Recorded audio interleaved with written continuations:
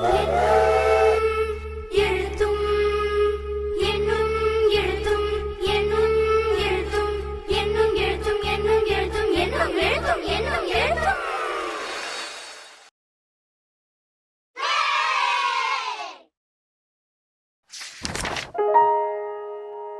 என்னும் எழுத்தும்.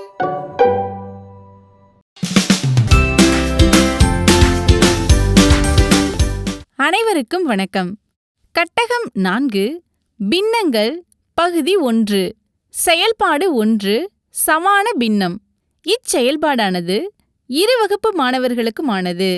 நுழையும் முன் பகுதியில் சுமிதாவின் அப்பா தான் வாங்கி வந்த ஆப்பிள் பழத்தை இரண்டாக வெட்டி ஒரு துண்டை சுமிதாவிற்கும் மற்றொரு துண்டை இரண்டாக வெட்டி அவளது தம்பிக்கும் கொடுத்தார்.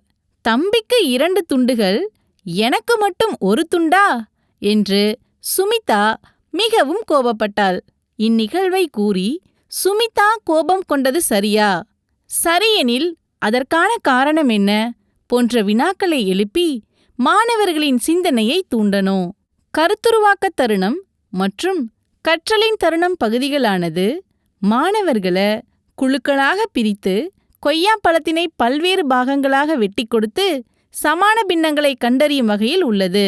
அடுத்ததா 5ஆம் வகுப்பு மாணவர்கள் சதுர, செவ்வக மற்றும் வட்ட வடிவ தாள்களை மடித்தும் வண்ணம் தீட்டியும் தாங்களாகவே சமான பின்னங்களை உருவாக்குவாங்க.